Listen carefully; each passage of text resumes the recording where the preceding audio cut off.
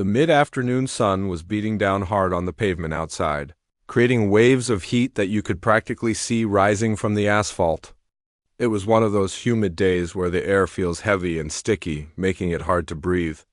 Inside the highway stop, a small roadside diner that had seen better days, the air conditioning was working overtime to keep the place cool. The smell of fried bacon, fresh coffee, and old vinyl filled the room. Mixing with the low hum of conversations and the clinking of silverware against plates, the diner was packed. It was the lunch rush, and every booth was occupied by truckers taking a break from the road, local workers on their lunch break, and a few families stopping by for a meal. The vibe was mostly peaceful, just the usual noise of a busy restaurant. But there was one specific corner of the room where the atmosphere felt much heavier. In the back booth, sitting with his legs spread out wide and taking up way more space than he needed, was a large man known around these parts simply as the biker.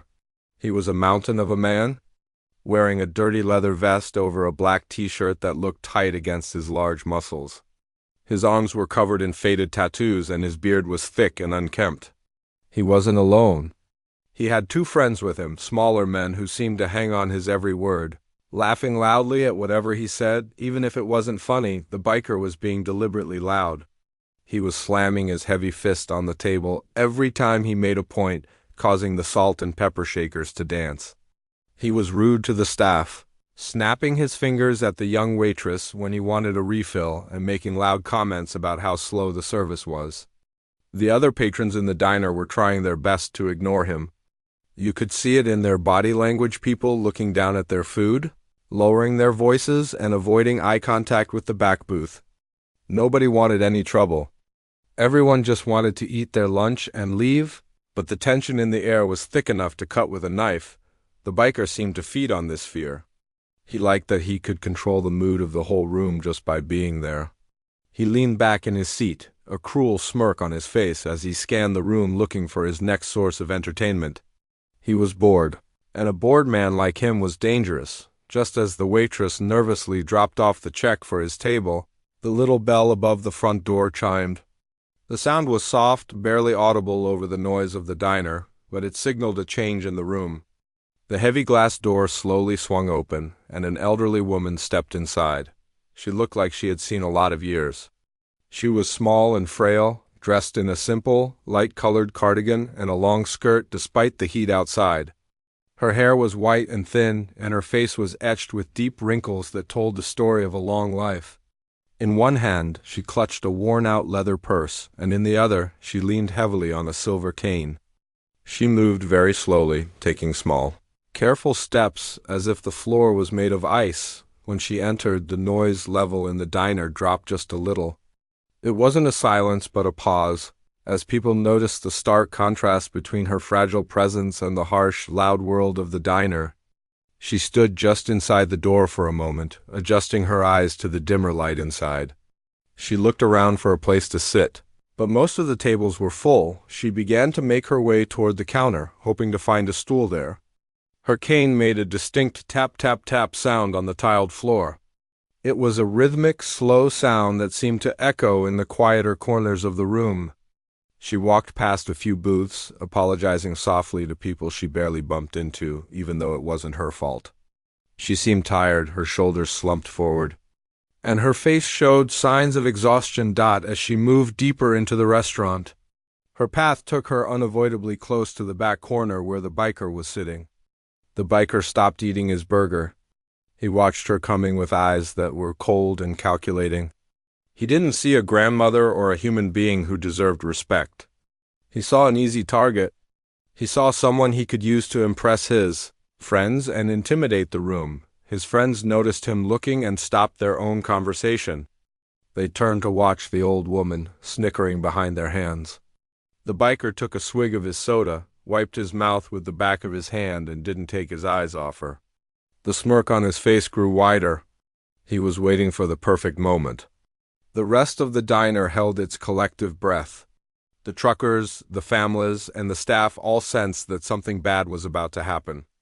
The friendly atmosphere of the diner had vanished, replaced by a sense of dread. The elderly woman was oblivious to the danger.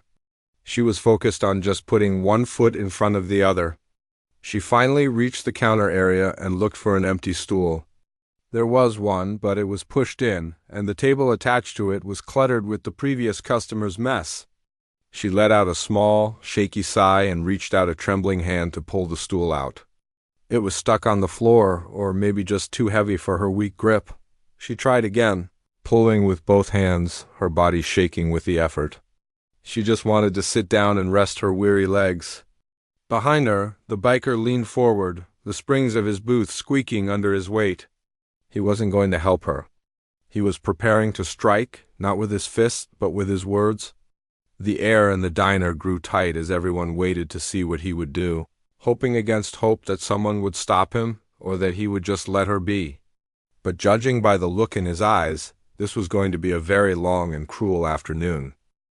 The heavy wooden stool was stuck, caught on a piece of warped linoleum flooring, or perhaps just weighed down by years of grease and grime that had settled into the diner's corners. The elderly woman gripped the edge of the seat with both hands, her knuckles turning white from the effort. She let out a small, strained grunt, pulling with all the strength her frail body could muster. It was a heartbreaking scene to witness this tiny figure struggling against a heavy, inanimate object that refused to budge. She just wanted to sit down. She just wanted a moment of rest. But the stool stayed put, stubborn and heavy, from the back of the room. The sound of heavy boots hitting the floor echoed rhythmically. The biker had decided he had watched enough. He wasn't getting up to help. That much was obvious from the arrogant set of his shoulders and the look of cruel amusement on his face. He was getting up to join in. His two friends fell silent, leaning back in their seats to watch the show. Their eyes wide with anticipation, the biker walked slowly toward the counter. The crowd seemed to part unconsciously, not because they were moving for him, but because everyone was leaning away, trying to make themselves invisible. As he reached the woman, he didn't tap her on the shoulder or ask politely if she needed assistance. Instead, he leaned his large body right over her, invading her personal space so much that she flinched and pulled back in fear. Well, he said, his voice booming loudly enough for the entire front half of the diner to hear. Look at what we have here. It's a traffic jam. The woman froze. She let go of the stool and turned to look at him, her eyes wide behind thick glasses. She could smell the stale tobacco and leather on his clothes. She opened her mouth to say something, perhaps an apology or a request for him to move, but he didn't give her a chance. The biker straightened up and threw his hands in the air.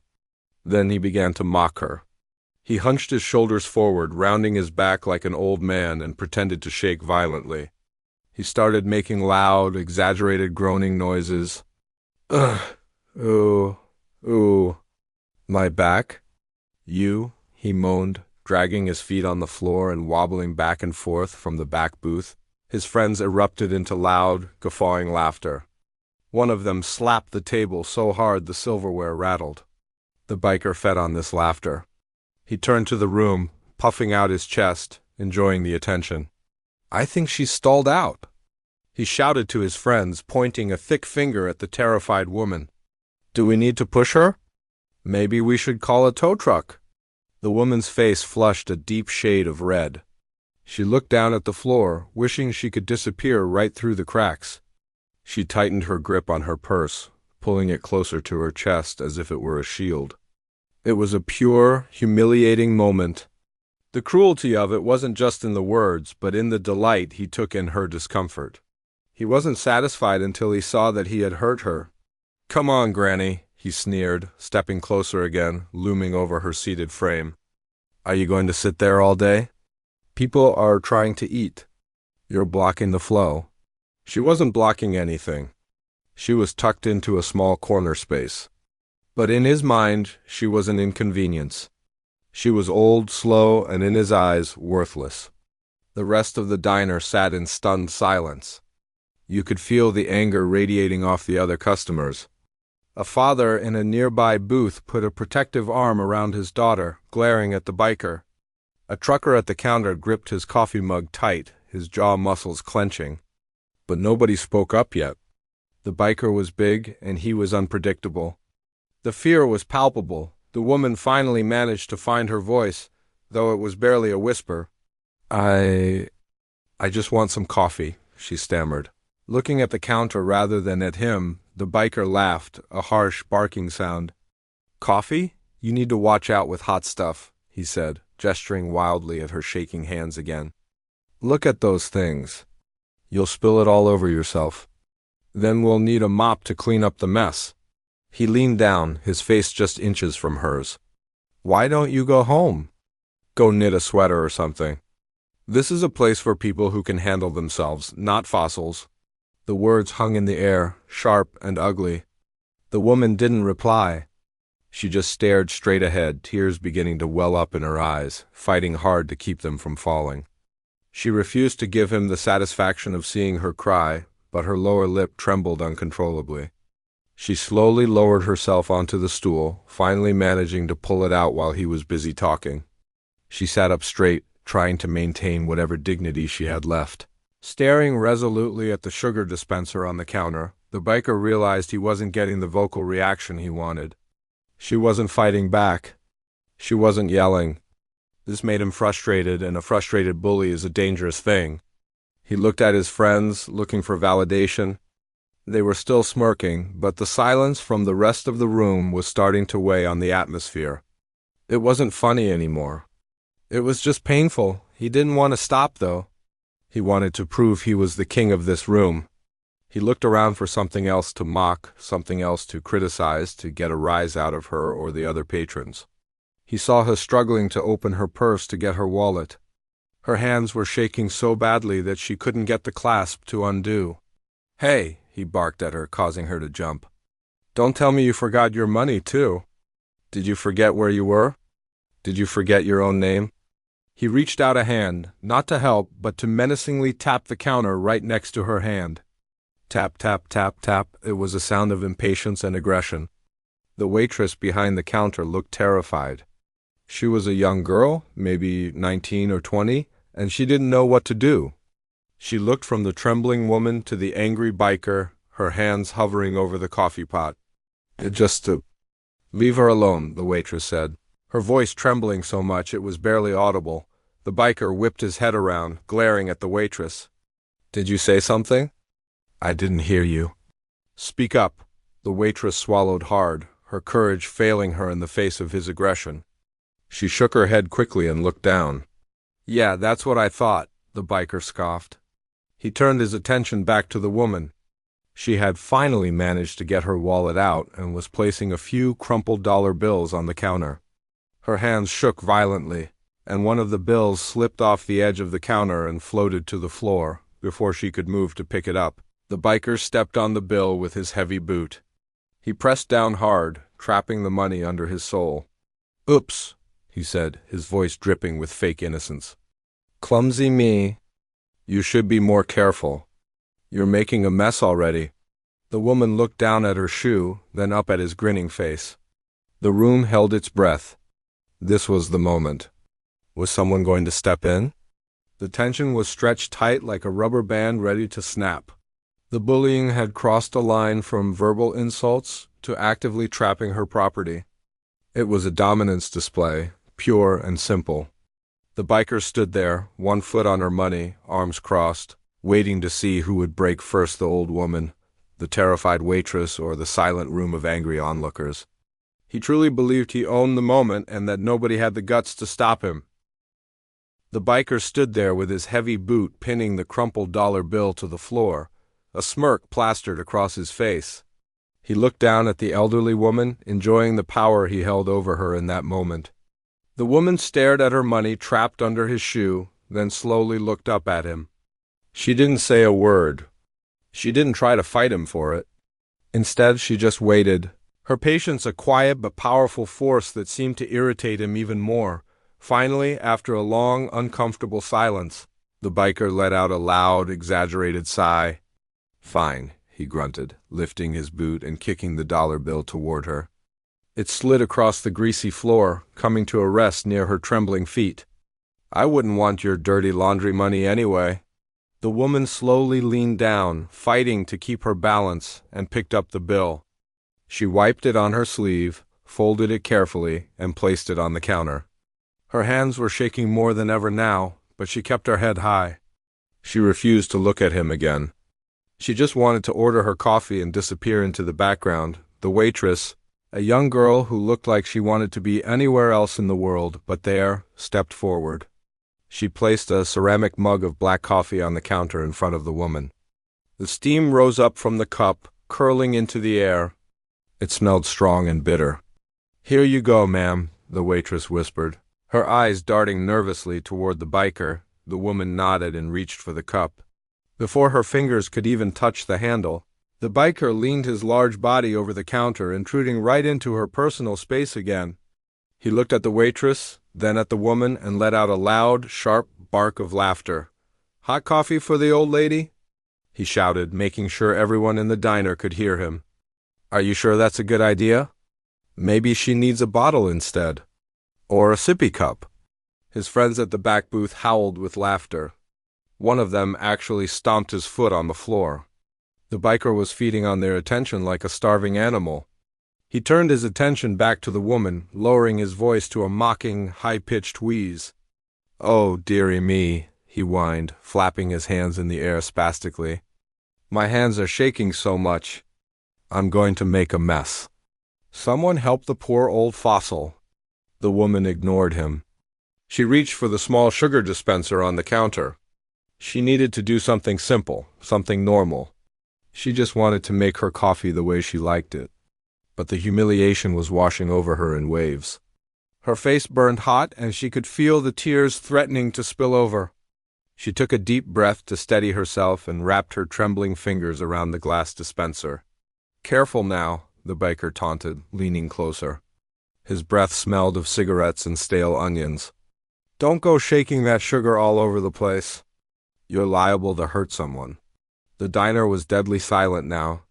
The only sounds were the hum of the refrigerator and the rattling of the ice machine.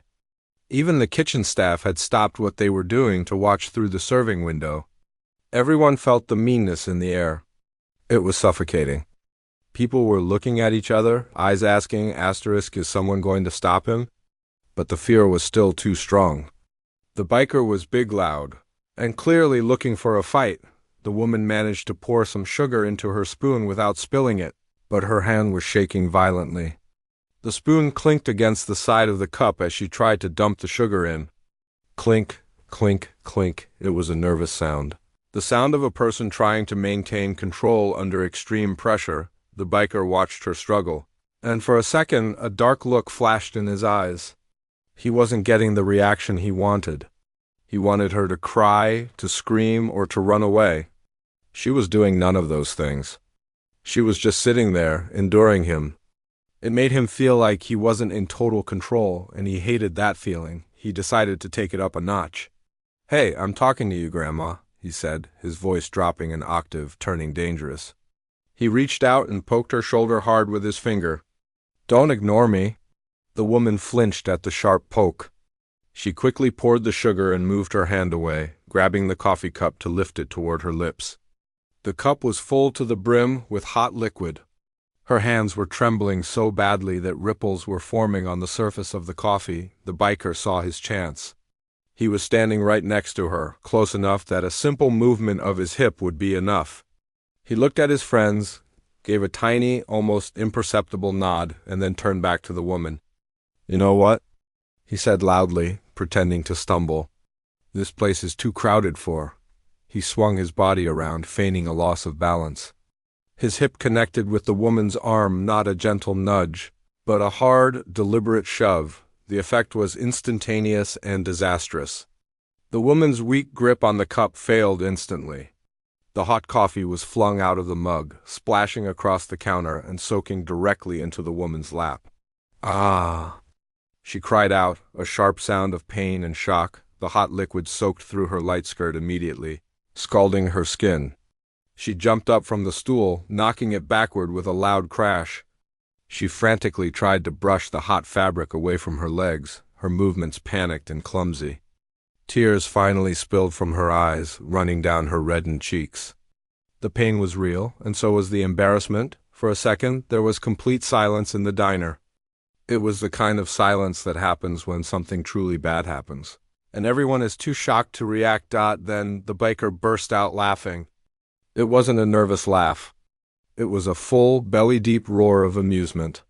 He slapped his knee and pointed at the woman, who was now standing there dripping wet and shivering from the shock of the burn. "Oh, that is classic," he shouted, looking at his friends. "I told you she was clumsy. I didn't even touch her. She just threw it at herself. He pushed. The woman stammered, holding her burning leg, looking around the room for help. She looked like a frightened child, completely exposed and vulnerable. "I didn't do anything." The biker lied, holding his hands up in fake innocence. "I was just standing here, minding my own business, and she goes and dumps hot coffee all over herself." "You should be more careful, lady. You could have burned someone important." His friends were laughing so hard they were wiping tears from their eyes. The biker stepped toward the woman, looming over her, enjoying her distress. He wasn't done yet. He was riding a high of cruelty, and he didn't care that everyone in the room was staring at him with looks of pure hatred. He felt untouchable. He felt like the king of the diner, ruling through fear and humiliation. The smell of burned coffee filled the air. The woman was sobbing quietly now, blotting her skirt with a napkin, trying to find some relief from the sting. The waitress stood frozen behind the counter, a hand covering her mouth in horror. The tension in the room was at its breaking point. It felt like a rubber band stretched to its limit, ready to snap. Everyone was waiting for someone to make a move, but the bully was still standing, still laughing, still thinking he was the one in control. The laughter coming from the back booth was harsh and grating, echoing off the walls of the small diner. It was the only sound in the room, aside from the quiet sobbing of the elderly woman and the hissing of the grill in the kitchen. The biker was thoroughly enjoying himself. He had his arms crossed over his chest, leaning back against the counter, looking around the room with a triumphant grin. He felt like he had won. He had humiliated the weak, asserted his dominance, and proven that nobody in the room was brave enough to stop him. "Look at this mess," he sneered, gesturing toward the woman who was dabbing her wet skirt with a paper napkin. The napkin was quickly falling apart in her hands. "You can't take old people anywhere. They are like babies, spilling their food, crying over nothing. Maybe we should call a nurse to change your diaper, huh?" His friends laughed again, but it was a nervous laughter now. Even they could feel the shift in the room. The air was heavy with unspoken anger. The other patrons weren't just looking down anymore. They were staring with open hostility. The father in the booth stood up slowly, his fists clenched at his sides. A few truckers turned completely around in their seats, their faces hard.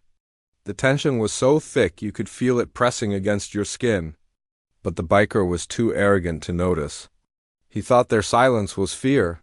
He thought he was the king of the castle. He opened his mouth to deliver another insult, ready to twist the knife deeper, but suddenly a sound cut through the air outside. It was low and rhythmic at first, like distant thunder, but it grew louder with every passing second. It was the sound of heavy motorcycle engines. Not just one, but many. They were approaching fast, the roar of their pipes drowning out the quiet noises inside the diner. The biker paused, a confused look crossing his face. He looked toward the large glass windows at the front of the restaurant. The sunlight outside was suddenly blotted out by dark, flashing shapes. Vroom. The noise was deafening now. The windows rattled in their frames. The sound washed over the diner like a physical wave, shaking the tables. The waitress dropped a tray of silverware with a loud crash, her hands shaking so badly she couldn't hold on to it. The biker's face lit up. He recognized that sound. "Finally," he shouted, turning to his friends with a grin. "The crew is here. I told them to meet me here. Now we're really going to have a party." He smoothed his leather vest and puffed out his chest, assuming a posture of leadership. He expected a group of rough guys like himself to come storming in, looking for a drink and a fight. He thought he was about to have backup. He thought the odds were about to get even better for him. The motorcycles skidded to a halt right outside the front door. their engines idling loudly before being cut off one by one. The sudden silence that followed the engine noise was even louder. Heavy footsteps thudded against the wooden porch outside. The front door didn't just open. It was pushed open with such force that it slammed against the wall. The bell above it dinging wildly. A group of 7 bikers walked in. They were big, rough-looking men, covered in leather and dust from the road. They wore vests with patches on the back, signifying they belonged to a serious club. They looked dangerous.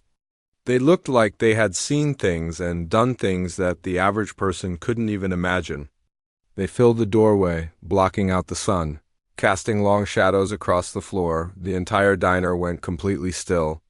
The biker stepped forward, a smirk on his face, ready to greet his fellow troublemakers. He stuck out his hand, expecting a high five or a handshake. "About time you guys showed up," the biker yelled over the silence. "You missed the fun. I just taught this old lady here a lesson in manners." The leader of the new group walked right past him. He didn't look at the biker, he didn't stop to shake his hand. He didn't even acknowledge that he had spoken. He brushed past the biker's outstretched hand like it was a cobweb, his eyes fixed intensely on the front of the room. The biker stood there with his hand hanging in the air, his mouth slightly open. He looked confused. He turned to watch the leader, a man with a graying beard and piercing eyes, march straight toward the counter. The rest of the group followed him. They spread out, forming a line, their expressions serious and focused. They weren't looking for a table. They weren't looking at the menu. Every single pair of eyes was locked on the elderly woman standing near the coffee station. The woman looked up, terrified. She shrank back against the counter, thinking there was more trouble coming. She thought they were friends of the man who had just humiliated her. She thought she was about to get hurt even worse. She closed her eyes tight, bracing herself for the worst, but the worst didn't happen. The leader of the biker group stopped right in front of her. He didn't say a word to the biker. He didn't look at the mess on the floor. He just looked at her with a mixture of horror and deep concern on his weathered face. Slowly he dropped to one knee. The heavy leather of his pants creaked as he lowered himself down, bringing his head level with hers. He looked like a giant kneeling before a queen. "Ma?" he said softly. His voice was deep and rough, but it was gentle. It was the voice of a son speaking to his mother. "Are you hurt? Did he do this to you?" The room gasped. It was a collective intake of breath that sucked the air out of the diner. The biker's face went from confused to pale white in a split second. His stomach dropped. He looked at the woman, really looked at her, and then back at the giant biker kneeling on the floor. The woman opened her eyes. She looked at the man kneeling before her. She saw the tattoo on his neck, the scar on his eyebrow, but she also saw the little boy he used to be. Her trembling hand reached out and touched the side of his face. I'm okay, son," she whispered, her voice cracking. "I just had a little accident." My hands, they were shaking. The leader looked down at her wet skirt and the red burn mark on her leg. His jaw tightened. He reached out a massive, gloved hand and gently took her shaking hand in his. He held it like it was the most fragile thing in the world.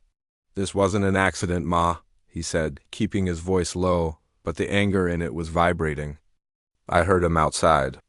I heard what he said." He slowly stood up. He didn't let go of her hand. He turned around and for the first time he looked at the biker. The look in his eyes wasn't just anger. It was a cold, terrifying promise. It was the look of a predator protecting its family. The biker took a step back, his legs feeling like jelly. He looked at the woman he had mocked, pushed, and humiliated. He realized with a sinking heart that she wasn't just a random stranger. She was the mother of the most dangerous man in the room.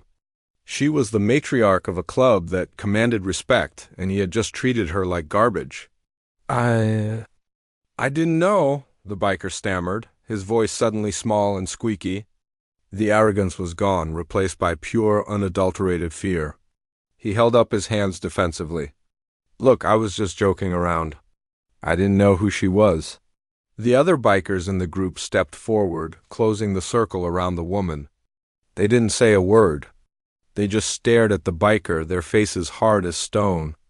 The waitress peeked out from behind the counter, watching with wide eyes. The truckers leaned back in their seats, sensing that justice was about to be served, and they wouldn't have to lift a finger. The leader took a step toward the biker. He was huge, towering over him. He didn't shout. He didn't scream. That was the scary part. He spoke in a calm, quiet voice that everyone in the diner could hear. "You think it matters who she is?" The leader asked, his voice deadly calm. "You think it's okay to treat a woman like that? To burn an old lady with coffee?" She bumped me," the biker lied, sweating profusely now. "You touched my mother," the leader said, taking another step. "You humiliated her. You made her cry." The leader leaned in close, his face inches from the biker's terrified expression. "Apologize," he commanded. The diner was silent. Even the refrigeration seemed to stop humming. The biker looked around the room for help, but he found none. His friends were sliding down in their booth, trying to hide. The customers were glaring at him. He was alone, trapped in the corner of his own making. He looked at the elderly woman who was watching him with sad, tired eyes. He realized he had lost. He had messed with the wrong person, and now he had to pay the price. The silence in the diner was absolute. It was the kind of heavy, suffocating silence that feels like the air has been sucked out of the room. The biker stood frozen, his face pale and sweaty, staring at the man who had just confronted him. The reality of his situation was sinking in fast, and it was terrifying. Just moments ago, he had been the king of the room, the tough guy who could do whatever he wanted. Now he was nothing but a cornered rat. Look, the biker stammered, his voice shaking so badly he could barely get the words out. He looked around the room for a friendly face, but he found none. The customers who had been afraid of him before were now looking at him with disgust. Even his two friends at the back booth were staring down at their plates, pretending they didn't know him. They didn't want any part of what was coming. The leader of the biker gang took a slow step forward, his heavy boots thudding on the floor. He didn't yell. He didn't shout. He didn't need to. His presence was enough. "I said apologize," he repeated, his voice low and rough like gravel. "And make it real. Don't just say it because you're scared. Say it because you know what you did was wrong." The biker swallowed hard, his Adam's apple bobbing up and down. He looked at the elderly woman. She was standing there, holding her son's arm, looking at him not with hatred, but with a kind of sad disappointment. That look was worse than any punch could have been. It made him feel small. It made him feel pathetic. I'm sorry," he mumbled, barely loud enough to be heard. "Louder," the leader said, his eyes narrowing. "She can't hear you. The whole room needs to hear you." The biker took a deep, shuddering breath. He wiped his sweaty palms on his jeans. "I'm sorry," he shouted, his voice cracking. "I'm sorry for being rude. I'm sorry I spilled your coffee. I didn't mean to. I was just joking. I'm sorry." The elderly woman looked up at her son and squeezed his arm gently. She didn't want a scene. She didn't want a public shaming. She just wanted peace. "It's okay," she said softly, her voice carrying across the room. "Just, please, be more kind to people next time. You never know who is watching." The leader looked down at his mother and nodded. He didn't take his eyes off the biker, though. The message was clear. The mother had forgiven him. But the son certainly hadn't. There is a big difference between forgiveness and consequences. "Now," the leader said, pointing a finger toward the glass front doors. "Get out." I haven't finished my lunch," the biker started to protest weakly. "I don't care about your lunch," the leader cut him off, taking another step. He was now close enough that the biker could smell the oil and leather on him, close enough to see the scars on his knuckles. "You have 3 seconds to be out that door before my brothers and I help you out. And trust me, you won't like how we do it." At the mention of brothers, the other 6 bikers stepped forward. They didn't say a word, but they cracked their knuckles and shifted their weight, creating an impenetrable wall of muscle between the biker and the rest of the diner. The threat was real. It wasn't a joke anymore. The biker didn't wait for the countdown to finish. He didn't even grab his leather vest from the back of his chair. He turned and practically ran toward the door, his boots squeaking on the floor as he slipped in his haste to get away. He pushed the door open and stumbled out into the bright sunlight, disappearing as fast as his legs could carry him from the back booth. His two friends quietly stood up, leaving their money on the table. They kept their heads down, avoiding eye contact with everyone, and hurried out the side door. The bullies were gone, and the tension in the room evaporated instantly. The leader of the biker gang let out a long breath and turned his attention back to his mother. The tough, scary demeanor melted away, replaced immediately by a look of gentle concern. He carefully helped her sit back down on a clean stool. "Are you burned bad, Ma?" he asked, kneeling down again to look at her leg. "It's just a little red, son," she said, patting his head like he was still a little boy. "It doesn't hurt much. I'm just glad you're here." The waitress, seeing that the danger was over, came rushing over with a clean towel and a bowl of cool water. "I'm so sorry about that, ma'am," she said, her voice trembling with relief. "I wanted to stop him, but I was scared." The leader looked up at the waitress and gave her a kind smile. "You did good, kid. You kept your head. Don't worry about him. He won't be coming back." While his mother pressed the cool towel to her leg, the leader stood up and addressed the room. He wasn't the scary biker anymore. He was just a man who loved his mother. "I want to thank you all for looking out for her in your own way," he said, looking at the truckers and the families. "I know that guy was scary, but I want to buy lunch for everyone in here today. Consider it a thank you for not letting my mother sit here alone." A cheer went up through the diner. It started with the truckers and spread to the families. The atmosphere transformed from one of fear to one of celebration. People started smiling again. The tension was gone, replaced by a warm feeling of community and justice. For the next hour, the diner was filled with laughter and conversation. The bikers, who looked so rough and scary, turned out to be the nicest customers the waitress had ever served.